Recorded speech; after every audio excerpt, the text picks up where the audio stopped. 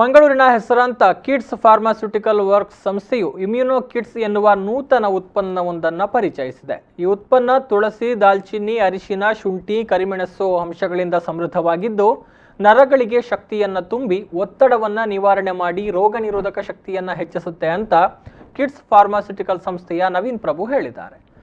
ಮಂಗಳೂರಿನಲ್ಲಿ immuno kids ಬಿಡುಗಡೆ ಸಮಾರಂಭದಲ್ಲಿ ಆಯುರ್ವೇದಿಕ್ ಔಷಧಿಯುಕ್ತ ರೋಗ ನಿರೋಧಕ ಶಕ್ತಿ ಹೆಚ್ಚಿಸುವಂತಹ ಹರ್ಬಲ್ ಟೀ ಬಗ್ಗೆ ಮಾಹಿತಿ ನೀಡಿದರು.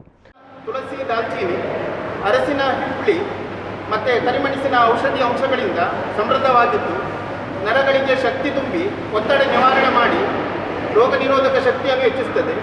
ಯಾವುದೇ ವಯೋಮಾನದವರು ಇದನ್ನು ಸೇವಿಸಬಹುದಾಗಿದೆ.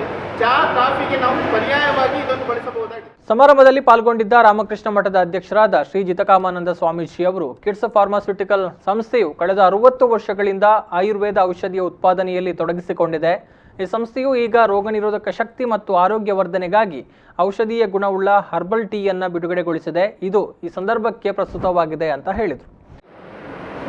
ಗಿಡಮೂಲಿಕೆಯನ್ನು ಮಾಡತಕ್ಕಂಥ ಪಾನೀಯನ್ನು ಅವರು ಈಗಾಗಲೇ ಅದನ್ನು ಪ್ರಯೋಗಕ್ಕೆ ಒಳಪಡಿಸಿ ಅದರಲ್ಲಿ ಅದು ಬಹಳ ಉಪಯುಕ್ತ ಅಂತ ಕಂಡುಕೊಂಡು ಅದನ್ನು ಈಗ ಮಾರ್ಕೆಟ್ಗೆ ಅದನ್ನು ಬಿಡ್ತಾ ಇದ್ದಾರೆ.